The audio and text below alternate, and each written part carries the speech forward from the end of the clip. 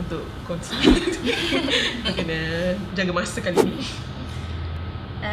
Okay, Bismillahirrahmanirrahim. Assalamualaikum warahmatullahi wabarakatuh. Suara clear semua? Ya. Okay, nama saya Fatin Syamimi. Saya adalah pengurus Imam Publication. Jadi hari ini saya telah diberikan amanah lah untuk berkongsi mengenai satu tajuk, iaitu persyarikatan. Okay.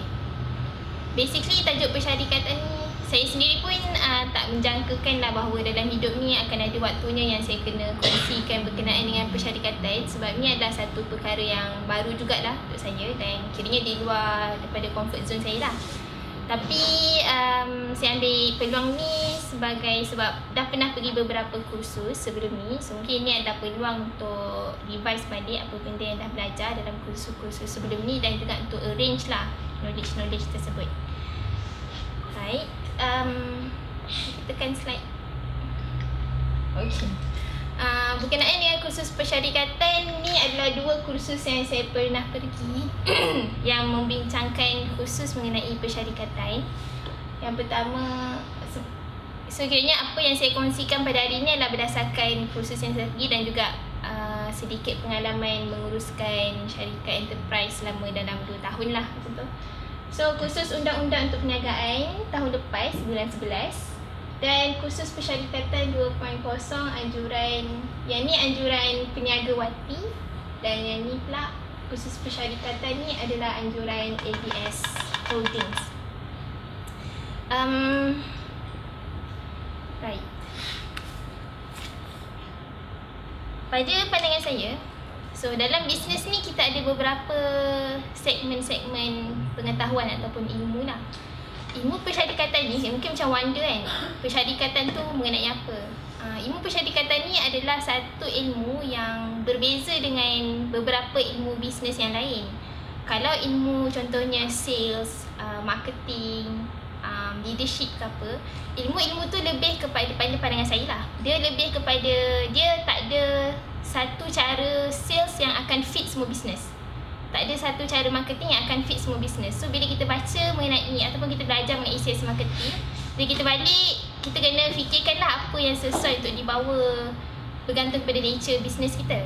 Tapi ilmu persyarikatan ni adalah satu ilmu sebab dia berkaitan dengan undang-undang, dia berkaitan dengan peraturan dan akta. So dia adalah satu ilmu yang memang apply kepada semua bisnes lah. So itu adalah bezanya. So bila nak belajar ni memang kena belajar dengan betul. Dan dia, kalau search tu pun, kalau kita search kadang dekat lain negara lain praktis dia. Kalau US lain, UK lain, Australia lain, Malaysia lain. So bila kita belajar, kita kena belajar dengan orang Malaysia dan orang yang dah tahulah benda tu. Dan apa yang saya kongsikan hari ni adalah sebab so dekat Imam Publication sendiri pun kami masuk enterprise. So dari segi pengalaman limited kepada enterprise lah. Kalau Sdn Bhd ataupun PLT mungkin boleh rujuk kepada, dari segi practicality boleh tanya Iman Shah ataupun syarikat lain lah. Okay, next. Okay, business versus syarikat. Apakah itu business dan apakah itu syarikat? Okay, ni kena jawab Apa beza saya ada bisnes jual buku versus saya ada syarikat jual buku? Bisnes tu dia macam just perbuatan, dia macam menjual. Dia tidak ada macam syarikat lah. Dia bukan bisnes. Dia nak bisnes. Dia macam memang straightforward je lah. Dia tak ada macam all this macam documentation, tak ada. Macam dia just straightforward. So duit tu dia akan baik pada dia je lah. Okay, kalau syarikat tu dia bersistematik lah. Dia sistematik, dia ada pasukan. Lepas tu dia ada macam ada rekod. Lepas tu dia macam kena hantar dia melibatkan undang-undang lah. Alright. Kenapa saya jawab? Jawab. Bagi peluang orang lain. Orang lain ni adalah kat mana? Agak lah. Saya dah pelik mesti banyak. Bisnes dan syarikat adalah dua perkara yang berbeza. Tapi ramai apabila diperkatakan, ramai orang interchange antara bisnes dan syarikat. So business seperti yang Cik Puan CEO kita kata dia lebih kepada aktiviti menjual. So apa saja aktiviti menjual adalah business lah. Dan syarikat adalah satu entiti. Bahasa ke? Syarikat tu so yang mana satu adalah subset daripada mana satu. Business sebahagian dari syarikat ataupun syarikat sebahagian daripada business. Bisnes adalah sebahagian daripada syarikat. Okay, betul. Tapi ada juga orang buat bisnes tanpa syarikat kan. Yang mana satu yang penting? Bisnes. Untuk jangka masa panjang yang pentingnya adalah syarikat lah. Bila ni just side track sikit. Bila pergi Shah Alam ada satu billboard ni. Billboard ni sebab Shah Alam kan ada banyak universiti yang swasta kan. So ada satu universiti swasta, tak ingat lah apa dia kan. Tapi dia claim kat situ Universiti X, tak ingat, melahirkan usahawan muda dan berjaya. Pasal ada gambar seorang wanita yang bertudung dan muka happy lah. Bila saya tengok tu, saya tertanya-tanya, apakah definisi usahawan yang berjaya? Adakah dia mempunyai sebuah syarikat? Adakah dia adalah CEO? Adakah dia mempunyai sebuah syarikat yang profit dia berapa-berapa ataupun sales dia berapa-berapa? Adakah dia punya syarikat yang bertahan selama 3, 4, 5, 6, 10 tahun ataupun dia ada satu syarikat yang setahun bertahan dan dikira berjaya? Sebenarnya bila kita berada dalam dunia bisnes yang sebenar, maka kita akan tahu sebenarnya definisi berjaya tu adalah sesuatu yang sangat subjektif dan sangat apa maksud awak berjaya gitu kan. Okay. Next. Okay. Dalam perkongsian saya hari ini, saya akan berkongsi mengenai beberapa jenis syarikat. So sekarang antara bisnes dan syarikat, kita setuju bahawa kita memerlukan syarikat untuk bertahan lama. Bisnes tu sesiapa saja boleh buat bisnes dan boleh tinggalkan dan sebagainya lah. Tapi untuk membina sebuah legasi, kita memerlukan sebuah syarikat. Okay, dalam Malaysia ni ada beberapa jenis syarikat dan bisnes. Syarikat lalu. Jadi saya akan ceritakan mengenai 3 jenis, iaitu perkongsian dan pemilikan tunggal, PLT dan senian berhad. Okay, sebelum kita tengok benda ni, so bila kalau kita ada perniagaan, paling wajib sekali adalah kita kena ada lesen untuk berniaga. Dan lesen untuk berniaga dalam bahasa perniagaan ni adalah enterprise. SSM tu okey lah. Itu tempat dia mendaftar lah. Enterprise tu dia adalah paling minimum sekali orang yang buat bisnes kena ada enterprise. Tapi enterprise ni tidak dikira sebagai sebuah syarikat. Enterprise adalah hanya semata-mata lesen untuk berniaga. Tapi kalau kita tengok perbandingan, enterprise ni dia ada banyak kekurangan berbanding yang lain. Dan enterprise ni tidak pun dikira sebagai sebuah syarikat. Dia hanyalah bisnes. Dia hanyalah sebuah perniagaan. Okay, kenapa? Kita boleh tengok. Enterprise ni dia ada 2, sama ada pemilikan tunggal ataupun perkongsian. So pemilikan tunggal straightforward lah, maksudnya seorang je yang memiliki perniagaan tu. Kalau perkongsian, lebih daripada seorang. Tak ingat pula limit dia berapa, 2 dan seterusnya, kalau ada lah. Okay. Satu enterprise dan senian berhad. So 2 ni mungkin yang biasa lah kita dengar. So senian berhad, kalau enterprise, senian berhad lah. So senian berhad ni adalah sejenis syarikat. Satu jenis syarikat yang rakyat Malaysia dan semua orang kalau dia tak bisnes pun dia biasa dengan senian berhad. Satu lagi berhad, tapi berhad tu dia lain sikit. Tapi saya takkan fokus lah kat sini. Tapi beza senian berhad dengan berhad ni adalah, berhad ni kita dah buka pemilikan saham kepada sesiapa sahaja. Tu yang ada kat bursa saham BSKL tu, itu adalah syarikat berhad lah. So sesiapa sahaja boleh beli saham dan boleh sumbangkan duit untuk syarikat tu, dan nanti dia orang akan dapat keuntungan dalam bentuk dividen. PLT adalah satu form syarikat yang baru. Di Malaysia dia diperkenalkan hanya pada 2013, di Singapura 2010, dan dia berasal sebenarnya daripada US. Tak sempat nak tengok dia punya sejarah, tapi basically PLT ni diperkenalkan melihatkan keadaan di Silicon Valley yang ada banyak startup dan sebagainya. So kalau startup ni dia buat enterprise, itu sangat tak menjamin dan tak bagus lah untuk pemilik dia. Jadi diorang buat satu lagi form syarikat baru iaitu PLT. So PLT ni dia adalah hybrid antara sendirian berhad dengan enterprise. PLT bahasa Inggeris, okay, bahasa Melayu, pemilikan liability terhad. Dalam bahasa Inggeris LLP, liability Limited Liability Company. Yes, Limited Liability Company. Ya, betul. LLP. Dia cakap itu. Off record. Ya apa? Okay, kalau kita tengok sumbangan modal, kalau perkongsian dan pemilikan tunggal iaitu enterprise, so basically modal tu datangnya daripada owner ataupun perkongsi. Kalau PLT perkongsi dan sendirian berhad melalui modal saham. Okay. Dari segi pemilik perniagaan, perkongsian pemilik dia adalah perkongsi orang yang perkongsi jugalah. PLT pun perkongsi juga. Kalau sendirian berhad, pemilik dia adalah syarikat iaitu pemegang saham di dalam syarikat tu. Okay.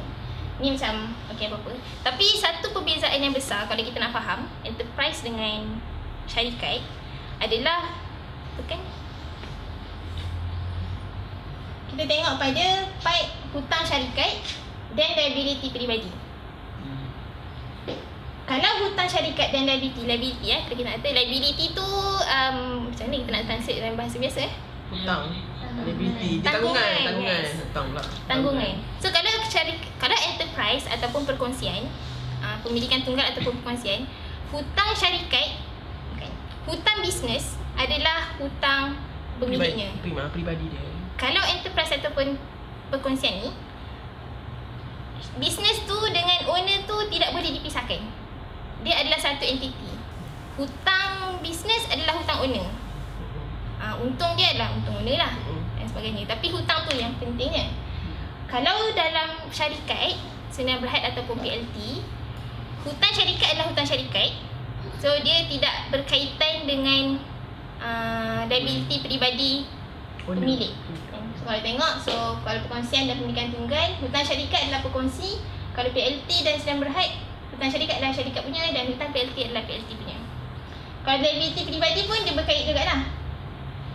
Kalau sendirian berhad dengan PLT, tiada liability peribadi ke atas individu pengarah ataupun pemegang saham. PLT pun macam tu. Jadi kalau contoh saya adalah pemilik Iman Shop Sendirian Berhad dan saya punya saham 50%, saya letak 500,000 kat situ. Cheaper. Jadi saya punya liability adalah 500,000 tu sajalah. So kalau rugi yang tu.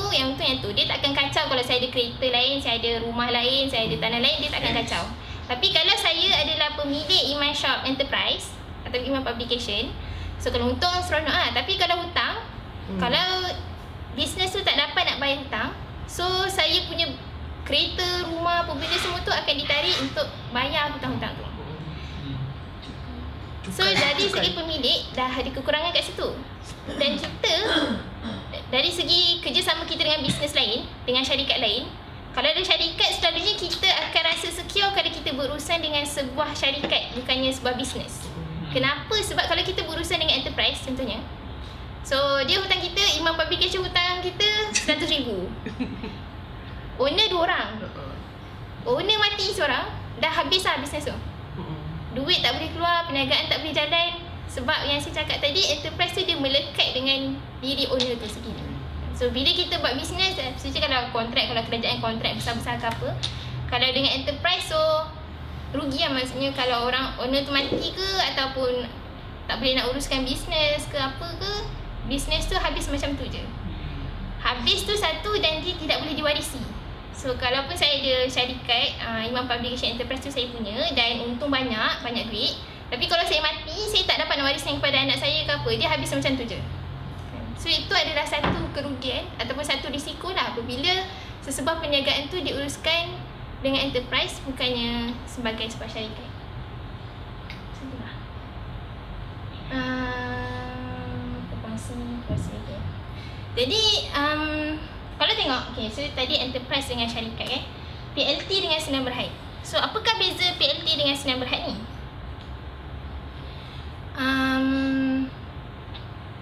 Dia sama dengan Sendirian Berhad dari aspek liability adalah liability syarikat tu, bukannya liability owner, tanggungannya.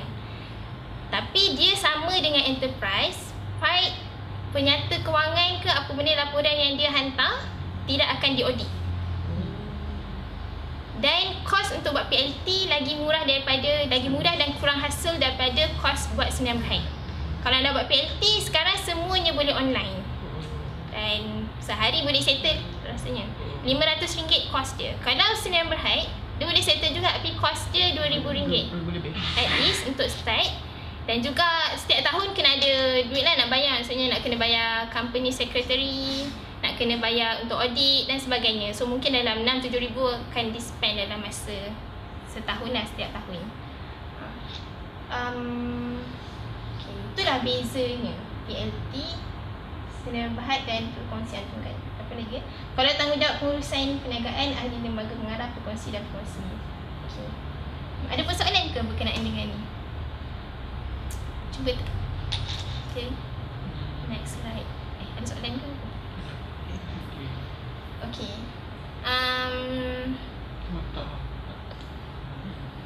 Apa lagi? Okay, so saya di sini juga saya nak berkongsi mengenai watak-watak dalam syarikat Sdn Bhd. Kenapa saya nak kongsikan mengenai ini adalah sebab kalau kita tak biasa dengan bisnes, kita biasa dengan nama-nama ni kalau kita tengok drama-drama Melayu kan. Drama Melayu. Kalau saya pemegang saham macam tiba orang-orang yang korporat-korporat yang pemegang saham lah, dia semua director, CEO dan sebagainya. Tapi apakah maksud semua term-term yang digunakan tu? Next. Kalau dalam sebuah syarikat Sdn Bhd, okay, kita tengok pemegang saham, ahli lembaga pengarah dengan executive team. Dalam sebuah syarikat Sdn Bhd, so pemilik dia adalah pemegang saham. Sama ada, okay, sebelum ni pemegang saham dan Sdn Bhd kena 2 orang, tapi baru-baru ni dah boleh seorang saja yang jadi pemilik. So saham tu maksudnya pemilikan lah. So modal yang diberikan, kalau dalam Sdn Bhd dia akan translate terus sebagai saham. So pemegang saham tu adalah orang-orang yang menyumbangkan duit untuk mulakan syarikat tu dan dia adalah pemilik saham tu. Tetapi tak semestinya pemegang saham tu juga adalah orang yang menguruskan syarikat. Pemegang saham kalau dia tak nak uruskan syarikat tu, dia hanya nak bagi duit je, dia akan melantik orang yang dipercayai untuk menjadi ahli lembaga pengarah. Dalam bahasa Inggerisnya director. Ahli lembaga pengarah ni so dia kerja dia adalah menguruskan syarikat tu lah. Okay. Tapi kalau pemegang saham dia nak menguruskan syarikat, dia ada masa, dia ada kepakaran, dia ada duit, maka dia pun jadi dua-dua lah. Jadi pemegang saham dan juga dia jadi ahli lembaga pengarah. So pemegang saham boleh jadi ahli lembaga pengarah dan dua-dua boleh jadi. Tapi tak semestinya ahli lembaga pengarah tu adalah pemegang saham syarikat tu, iaitu owner kepada syarikat. Dalam dunia ni ada orang-orang kaya yang dia tak tahu nak letak duit dia kat mana. Ya. So orang-orang ni selain dia, kalau kita kata invest ke apa semua, selain invest hartanah ke apa, so salah satu investment tu adalah menjadi pemegang saham dalam syarikat-syarikat lah. So kalau kita adalah orang yang ada idea dalam bisnes dan kita ada kepakaran dan kita ada kemahuan yang tinggi, tapi kita tak ada duit, so kita carilah orang-orang yang mempunyai duit ni untuk menjadi pemegang saham. Tapi ni tips yang diberi oleh Puan Arniati lah kan. Dia kata dalam kita nak mencari pemegang saham, kita nak ada orang yang ada duit dan dia nak beli saham, nak menyumbangkan saham dalam sebuah syarikat. Tapi orang tu kena tahu, once dia sumbangkan, duit yang dia guna tu untuk syarikat tu akan berpotensi untuk untung dan berpotensi untuk rugi. So ada orang yang bila dia saya nak bagi 500,000 dan saya nak dividen setiap tahun sebanyak ni minimum. Tak boleh yang macam tu, sebab bisnes memang nature dia akan ada untung dan akan ada rugi. So bila membeli saham, so orang tu kena aware bahawa company tu boleh rugi ataupun untung. So kalau kita jumpa orang yang banyak duit tapi dia nak laburkan duit supaya dia dapat duit lagi, orang tu bukan orang yang terbaik untuk menjadi pemilik saham dalam syarikat yang kita nak bina tu. Carilah orang yang banyak duit dan dia nak duit tu digunakan untuk kebaikan. So bila dia menyumbangkan duit tu, dia tahu risiko akan rugi ataupun untung, tapi dia percaya kepada apa yang syarikat tu nak bawa. So orang-orang ni lah, so kita pun sebagai, kalau kita adalah orang yang run syarikat tu, kita tak rasa berat dan pressure nak bagi keuntungan kepada pemegang-pemegang saham dalam bentuk dividen. Tapi kita yakin dengan kepercayaan yang dibagi kepada kita dan kita buat yang terbaik lah. So pemegang saham ni juga, orang yang berduit ni pun dia kena tahu nature business. Memang tak ada business yang 100% confirm akan untung, walaupun orang tu pengalaman ke apa, tak ada. Okay. So yang atas tu founding team dengan executive team. So founding team ni adalah orang yang memulakan idea ataupun memulakan bisnes tu lah. So founding team ni dia contohlah sama ada dia ada kepakaran tapi tak ada duit, tapi mungkin dia ada duit, ada kepakaran dia, macam ni lah. Contohlah kan. Ada juga dikongsikan dalam kursus persyarikatan bagaimana kita nak mencari founding team. Benda ni apply juga pada executive team. So executive team ni adalah team yang menggerakkan syarikat tu lah. So dia bukan ahli lembaga mengarah, dia bukan pemegang saham, tapi dia adalah staff ataupun ahli pasukan dalam bisnes kan. Waktu dia terangkan mengenai founding team ni lah, dan founding team dan executive team ni yang dia memperkenalkan konsep muhajirin dan ansar ataupun entrepreneur dan intrapreneur. Tu dah tekan slide ABS punya. Kalau ABS dia memang gunakan term-term macam ni lah. So kita free untuk terima ataupun tolak. Layan je lah. Apa ni hati tengok tapi point dia adalah entrepreneurs dengan intrapreneurs. Dia berkaitan dengan nature manusia juga sebenarnya. Ada orang yang dia suka jumpa ramai orang. Dia suka jumpa orang, dia ceritakan pasal idea dia, dan orang yang dengar idea dia mesti akan buy that idea. Okay. Dan ada juga jenis orang yang kerja dia adalah menjalankan idea-idea orang. Macam tu kan. So di dalam founding team, contohnya di bahagian ratio ni, point Aminah yang cerita, ratio yang berkesan dalam ABS untuk founding team adalah seorang entrepreneur, seorang muhajirin dan 2 orang ansar. Kalau ramai sangat entrepreneurs dalam sebuah funding team, so team tu asyik cari dapat sales baru, jumpa orang, dapat peluang baru, tapi tak ada orang yang nak run betul-betul. Documentation, surat-surat, cara-cara dia macam mana, legal dia macam mana, simpan database, SOP. Benda macam tu kan. Kalau tak ada macam tu, so dapat tak boleh nak berkembang dengan baik sebuah syarikat tu. So dalam diri setiap daripada kita mesti ada percentage entrepreneurs dan intrapreneurs. Saya sebut muhajirin ansar sebab entre dan intra tu kadang-kadang macam bunyi macam lebih kurang sama kan. Ada pada saya lah, setiap daripada kita, tim iman dan juga orang lain lah kan, akan ada certain percentage dalam diri kita, percentage muhajirin dan percentage ansar. Okay, kenapa dia guna term muhajirin ansar? Mengikut mereka. So muhajirin ni adalah orang-orang yang suka explore kan, berpindah daripada Mekah ke Madinah dan nak cari peluang baru. Ansar ni pula orang yang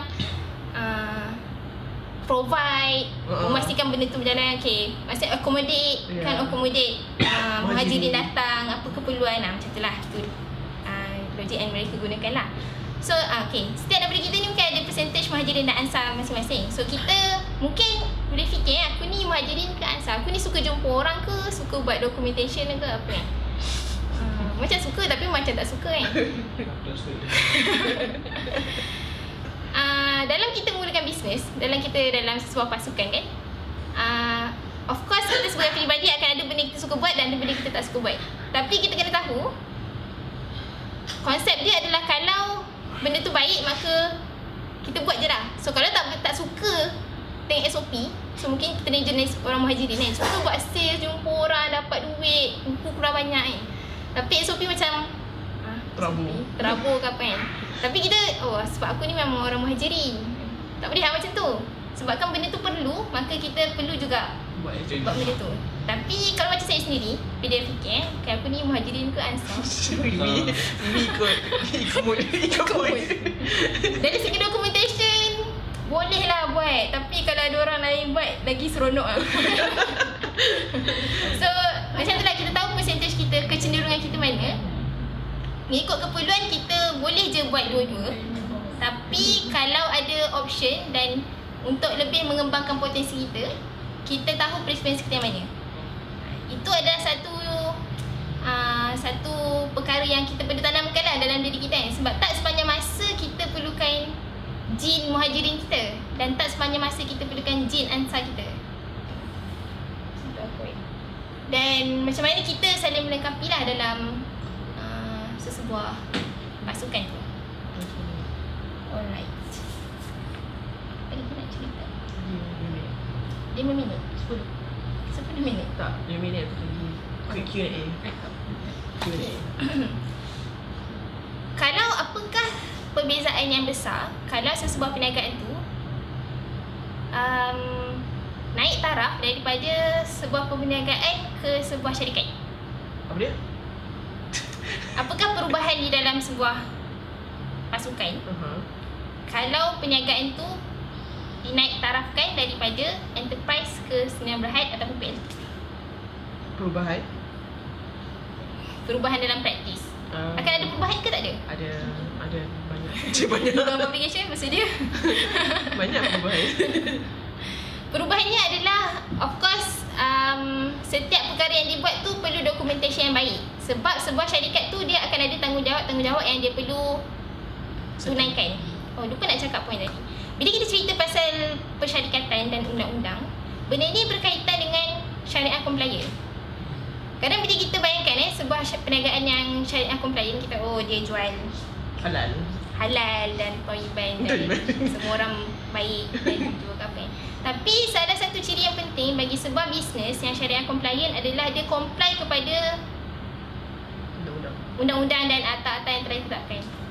So maka kita apabila kita tahu perbezaan enterprise macam ni, syarikat macam ni, so kita nak syarikat, so kita kena tahu lah apakah peraturan-peraturan ataupun akta yang terlibat, dan kita akan comply lah dengan tu. Dan itu adalah sebahagian daripada ciri-ciri amanah kita lah apabila kita menjalankan sebuah bisnes kan. Perbezaan dia adalah kita kena tahu sebab sebuah syarikat tu dia akan ada tanggungjawab dia. So dia kena hantar laporan kewangan setiap tahun, cukai, zakat dan sebagainya. Kalau Sdn Bhd lagi lah sebab dia kena audit setiap satu apa yang dia kena hantar tu, akan ada pihak luar yang akan check. Kalau PLT dia akan hantar tapi tak akan ada orang yang audit. Tapi satu praktis yang baik adalah apabila daripada awal lagi kita memulakan bisnes, kita kena uruskan dengan cara corporate. Daripada awal lagi, walaupun kita enterprise sepatutnya, walaupun kita ambil antara enterprise tu tak apalah kan, kita nak ambil PLT berbanding Sdn Bhd, tak apalah, hantar je lah sebabnya tak ada audit pun. Itu ada praktis yang tak baik dan dia tidak syariah compliant, dan akhirnya dia akan memberi kesan kepada perkembangan syarikat itu sendiri. Kalau kita tak mengambil kira setiap satu urusan documentation, so tak bolehlah benda tu kan. Jadi sebenarnya apabila kita comply betul-betul dengan semua benda ni, dia akhirnya akan membina diri kita dan mempengaruhi sikap kita juga lah, macam mana kita amanah, teliti, detail dan sebagainya kan. Sebab itulah apabila kita dalam bisnes ni adalah satu peluang yang sangat bagus dan sangat terbuka luas untuk kita train diri kita menjadi seorang yang betul-betul amanah, cakap, pemimpin yang baik dan sebagainya lah. Alright. Ada apa-apa soalan ke?